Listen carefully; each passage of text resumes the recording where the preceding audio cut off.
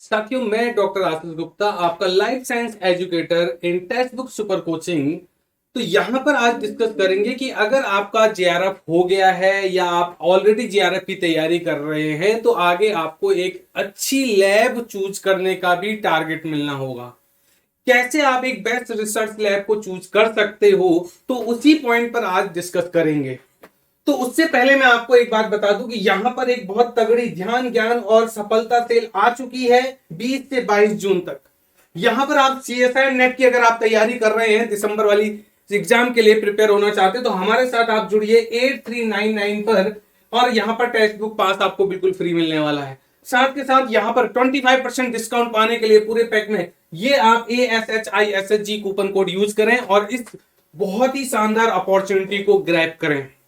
तो यहां पर यूज करते हैं, क्या हमको बातें ध्यान में रखनी होती हैं। अगर आपने उससे पहले आपने अगर ये टेक्स्ट बुक सुपर कोचिंग का ये यूट्यूब चैनल अगर सब्सक्राइब नहीं किया है तो प्लीज आप इसको सब्सक्राइब कर लें। और ऊपर आपको टेलीग्राम चैनल का लिंक आ रहा है, तो बहुत सारी इंफॉर्मेशन आपको उस टेलीग्राम चैनल पर भी मिलेंगी, तो आप इस पर कनेक्टेड रहें। तो आप बात करते हैं कैसे एक आप रिसर्च लैब को चूज करोगे, बेस्ट रिसर्च लैब। सबसे पहले क्या करना है आपको कि अगर आपने जेआरएफ हो गया है, आगे आप अगर आप एमएससी स्टूडेंट हो तो डेफिनेटली अगर आपका टारगेट अच्छी जगह से रिसर्च करना है तो आपके माइंड पर होगा ये। तो जो भी है, पहले आप अपना क्या करो, डिफाइन करो कि रिसर्च ऑफ इंटरेस्ट है क्या, कि आप किस फील्ड में आपको ज्यादा इंटरेस्ट आता है। आपको प्रोटियोमिक्स में ज्यादा इंटरेस्ट आता है, जीनोमिक्स में ज्यादा इंटरेस्ट आता है, ट्रांसक्रिप्टोमिक्स में ज्यादा इंटरेस्ट आता है, ह्यूमन पर्टिकुलर किसी ह्यूमन डिसऑर्डर्स पर इंटरेस्ट आ रहा है, ह्यूमन डिसऑर्डर्स में भी अगर आपको किसी न्यूरोलॉजिकल डिसऑर्डर में इंटरेस्ट आ रहा है, कैंसर में इंटरेस्ट आ रहा है, तो पहले आप अपना एरिया, अपना इंटरेस्ट तो डिफाइन करो कि आप क्या करना चाहते हो, किसमें आपको बहुत कंफर्ट फील आता है, किसमें आपके अंदर एक क्यूरियोसिटी जाग रही है।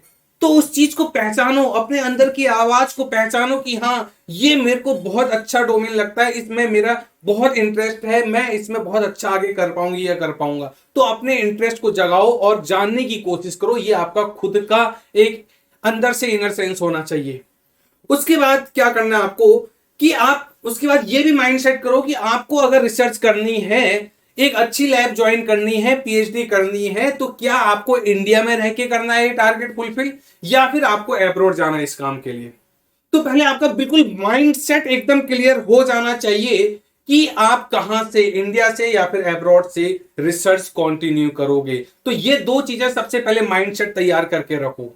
इसके बाद अगर ये चीजें आपके पास फ्रेम पर बन चुकी हैं, माइंड सेट तैयार हो चुका है, तो अब आपको क्या करना है। अब आपको क्या करना है, बहुत सारे रिसर्च ग्रुप हैं। कोई रिसर्च ग्रुप स्पेसिफिक है कि वो इस डोमेन के रिसर्च ग्रुप हैं, कुछ इस डोमेन के रिसर्च ग्रुप हैं, वो सोशल मीडिया पर एक्टिव हैं या जहां पर भी हैं, उन रिसर्च ग्रुप के साथ कनेक्टेड हो जाओ, ज्वाइन कर लो उन ग्रुप्स को। कहीं ना कहीं इंफॉर्मेशन आपको, अच्छी इंफॉर्मेशन, रिलेटेड इंफॉर्मेशन उन ग्रुप्स में मिलते रहती है। तो ये आप तो आराम से कर सकते हो, इतना कोई दिक्कत ही नहीं है, ग्रुप्स ज्वाइन कर लो। उसके बाद आपको क्या करना है, अगर आप एमएससी स्टूडेंट हो, बीएससी स्टूडेंट हो, आगे का प्लान आपको रिसर्च करनी है, या आप पास आउट भी हो गए, कोई फर्क नहीं पड़ता, आप एक्टिव रहो। आपको बहुत सारी कॉन्फ्रेंसेस की इंफॉर्मेशन मिलती रहती है, वर्कशॉप की इंफॉर्मेशन मिलती रहती है। वो वर्कशॉप शॉर्ट डेज वर्कशॉप हो सकती है, 1-2 डेज की हो सकती है, वो वीकली वर्कशॉप हो सकती है, उनको अटेंड करो। उनको अटेंड करने, अगर आप खासकर एमएससी स्टूडेंट हो, ऑनगोइंग एमएससी चल रही है, तो प्लीज ये करो। आप जितने ज्यादा से ज्यादा कॉन्फ्रेंस अटेंड करोगे, वर्कशॉप अटेंड करोगे, तो क्या होगा, वहां पर आप एक रिसर्च इन्वायरमेंट से रिलेटेड जितने भी सीनियर्स होंगे, सुपरवाइजर्स होंगे, उनसे कनेक्ट होगे। तो आपको बहुत अलग अलग डायरेक्शंस में सोचने की जो कैपेबिलिटी है वो स्ट्रांग होने लग जाएगी। तो आप ये काम जरूर करो। अगर आप एमएससी हो, ऑन गोइंग हो, तो प्लीज आप ज्यादा से ज्यादा कॉन्फ्रेंसेस, वर्कशॉप अटेंड करने की कोशिश करो। बहुत आपका एकदम से रिसर्च ओरिएंटेड दिमाग खुलने लग जाएगा और आपको कहां जाना है इसका भी पूरा आइडिया आपको लगने लग जाएगा, क्योंकि आप इतने सारे लोगों से वहां मिलोगे जो रिसर्च ओरिएंटेड हैं, तो अपने आप आपको एक डायरेक्शनल क्लू मिलता चला जाएगा। और जो एमएससी पास आउट हो गए, वो आप बहुत सारी इंफॉर्मेशन गैदर हो जाती है डेली बेसिस पर, आप उनको ज्वाइन करो, कनेक्ट रहो, और आप लोग भी ज्वाइन करो। आप ये मत सोचो कि हम तो एमएससी हो गए, आप कैसे ज्वाइन करें। अरे आप एमएससी हो गए ना, आप ज्वाइन करो उनको, आप वीकली वाली वर्कशॉप अटेंड करो, आप shorthand training programme join करो, ताकि अपने कॉन्सेप्ट को भी स्ट्रॉन्ग करो। ये करना है आपको। उसके बाद क्या करो, कुछ कैटेगराइज करो सम लैब्स को, जो आपका एरिया ऑफ इंटरेस्ट है उसके बेसिस पर अब आप एक लिस्ट तैयार करो। आपने माइंड पहले ही सेट कर दिया कि आपको इंडिया से करना है या फिर अब्रॉड से करना है, तो उसके बेसिस पर अब आप कुछ लिस्ट बनाना स्टार्ट करो कि हाँ ये लेबोरेटरी मेरे एरिया ऑफ इंटरेस्ट के लिए फुलफिल हो रही है। तो इस तरह से कुछ लेबोरेटरी सिलेक्टेड कर लो, और सिलेक्ट कर लिया तो अब आपको क्या करना है, अब आप देखो क्या करना है आपको। अब वहां पर जो लेबोरेटरी है उस लेबोरेटरी में बहुत सारे वर्क चल रहे होंगे, अलग अलग साइंटिस्ट भी हो सकते हैं, अलग अलग साइंटिस्ट का अलग अलग काम चल रहा होगा। आपको क्या करना है, जो आपके आपके एरिया ऑफ इंटरेस्ट के अकॉर्डिंग जो पोटेंशियल सुपरवाइजर्स हैं उनकी एक लिस्ट तैयार करो। आपने 15-20 लोगों की लिस्ट बना दी, सुपरवाइजर की लिस्ट बना दी। अब आप वो अपने एरिया ऑफ इंटरेस्ट के अकॉर्डिंग आपने लैब सेलेक्ट कर लिए। लैब में भी फिर आपने अब क्या कर दिया है कि किस पर्टिकुलर लैब पर कौन सा वर्क चल रहा है उसके बेसिस पर सुपरवाइजर्स, पोटेंशियल सुपरवाइजर की एक लिस्ट बना के तैयार कर देनी है। अब क्या करो आप, उनके जो भी आपने शुरू के टॉप 5 या टॉप 10 आपने जो सुपरवाइजर लिए हैं पोटेंशियल सुपरवाइजर, उनके रिसर्च पेपर, उनके लास्ट 5-10 ईयर्स का वर्क आप एनालिसिस करो। आप उनके पेपर पढ़ो, उनके क्वालिटी को अंडरस्टैंड करो कि वो पेपर जो पब्लिश हो रहे हैं वो कितने इंपैक्ट फैक्टर में पब्लिश हो रहे हैं, क्या उनका स्टेटस है, कौन से जर्नल्स में वो पब्लिश हो रहे हैं। इस चीज को आप लास्ट 5 ईयर से जज करो। आप ईयरली देखो कि उस पर्टिकुलर लैब से ईयरली कितने पेपर पब्लिश हो रहे हैं, उन पेपर की क्वालिटी क्या है, कितना इंपैक्ट फैक्टर है, ये सब आपको आइडिया लग जाएगा। 5 ईयर के पेपर्स पढ़ लो, ठीक है। अब जो आपने सुपरवाइजर चूज किए हुए शुरू के टॉप 5 बना लो, टॉप 10 बना लो या टॉप 5, उनको कहीं ना कहीं आप कनेक्ट करने की कोशिश करो। आप उनको अपना पर्सनल जो सीवी है उनको मेल करो, उनको लिखो कि मैंने आपके लेबोरेटरी के बारे में बहुत रिसर्च की है, मुझे बहुत इंटरेस्ट है। आप अपना सीवी अटैच करो कि मैं आपके साथ इन फ्यूचर काम करना चाहती हूँ, काम करना चाहता हूँ, मुझे आपकी लेबोरेटरी ज्वाइन करनी है, क्या पॉसिबल आउटकम है, मेरे पास ये फेलोशिप है या नहीं है, जो भी है आपका एक वेल डिफाइंड ब्यूटिफाइड सीवी आप मेल पे अटैच करो और बहुत बढ़िया से एक सिंप्लीफाइड वे में आप एक क्या करो, मैसेज लिखो और फॉरवर्ड कर दो, और उनके मैसेज आने का, रिप्लाई आने का वेट करो। हो सकता है कि कुछ सुपरवाइजर आपको रिप्लाई ना करें, इग्नोर कर दें, कोई दिक्कत नहीं है। बहुत सारे सुपरवाइजर रिप्लाई करते हैं, तो उनके रिप्लाई का वेट करो, क्या उनका रिस्पॉन्स आता है। तो इस तरह से एक कनेक्शन डेवलप करने की कोशिश करो, और कनेक्शन डेवलप हो जाएगा तो आपको बहुत फायदा मिलेगा कि हाँ अब मुझे करना क्या है। तो इस तरह से कनेक्टिविटी करो, ठीक है। हो सकता है कि बहुत सारी लेबोरेटरी, जिस सिटी पर आप रह रहे हो लेबोरेटरी आपके वहीं आसपास भी हैं, तो कभी कभार आप लेबोरेटरी चले जाओ।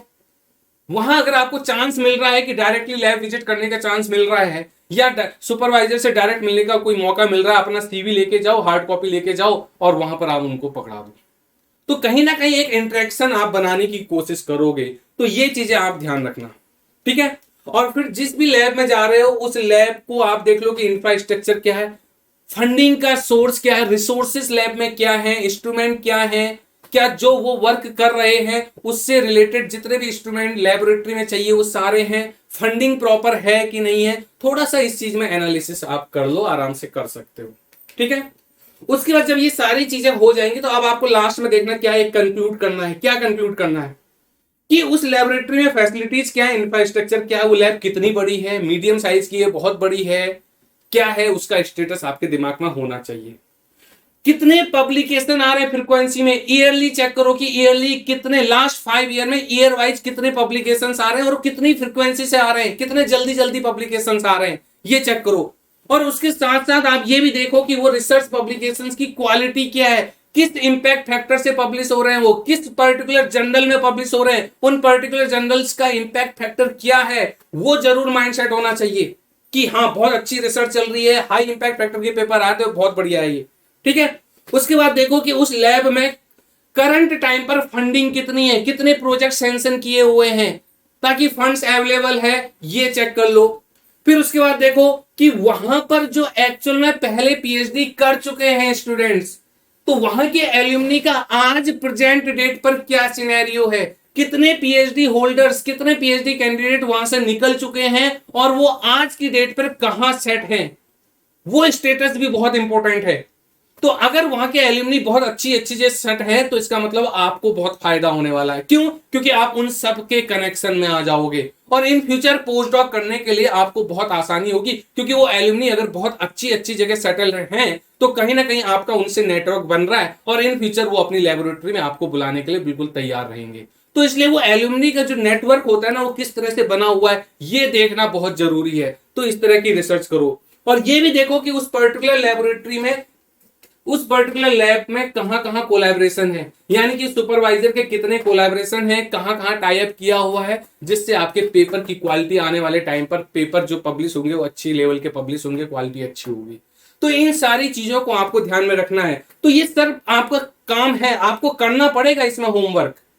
ठीक है, अगर आप एक बेस्ट लैब चूज करना चाहते हो तो इन सारे पॉइंट्स पर आपको कहीं ना कहीं मेहनत करनी पड़ेगी और जब आप ये मेहनत करके आप एक लैब में जाओगे तो आपको राइट लैब मिलेगी। आप लैब ज्वाइन करके पछताओगे नहीं, क्योंकि बहुत सारे लोग जल्दीबाजी में लैब ज्वाइन कर लेते हैं और फिर वहां से क्विट करने की कोशिश कर रहे होते हैं, क्योंकि वो ये सारे होमवर्क करके नहीं ऐसे ही रैंडमली चले गए, बाद में उनको पता चलता है कि ये हमारे अकॉर्डिंग लैब नहीं है। तो प्लीज अपने एरिया ऑफ इंटरेस्ट को जानने की कोशिश करो, फिर उसके अकॉर्डिंगली आप अपने वर्क को क्या करो, डिफाइन करो।